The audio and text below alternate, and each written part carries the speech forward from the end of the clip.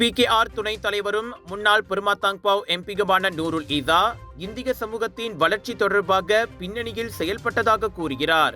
ஆனால் அவரது அந்த நடவடிக்கைகள் எந்தவிதமான தாக்கத்தையும் ஏற்படுத்தியதாக தெரியவில்லை.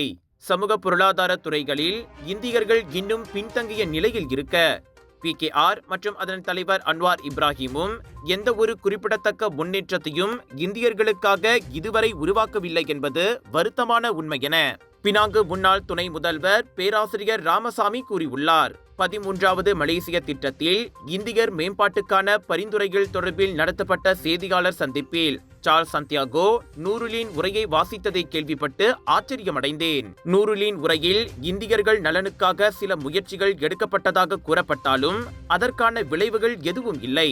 இந்தியர்கள் இரண்டாம் தரப்பினராகவே நடத்தப்படுகின்ற இந்த சூழ்நிலையில் அவர்களுக்கு உண்மையான மாற்றத்தை ஏற்படுத்த விரும்பும் ஒருவராக இருந்தால் நூருல் உரிமைகள், பாகுபாடு மற்றும் அரசியல் நடத்தை பற்றி நேரடியாகவும் வெளிப்படையாகவும் பேச வேண்டும். அவரது அப்பாவி தோற்றத்தை தவிர்த்து நேர்மையான செயல்பாடுகளால் மட்டுமே இந்திய சமூகத்தின் நம்பிக்கையை பெற்றுக்கொள்ள முடியும் என்கிறார் ராமசாமி.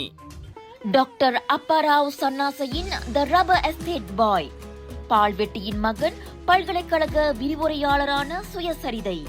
இவரின் மகள் டாக்டர் நிஷாந்தி அப்பாராவ் கைவண்ணத்தில் உருவான டிவினிட்டி இன் டைவர்சிட்டி 108 இந்து தெய்வங்களின் சுருக்க கதை. தந்தை மகள் படித்திருக்கும் இந்த சிறப்புமிகு நூல்களை உடனே வாங்கி படியுங்கள்.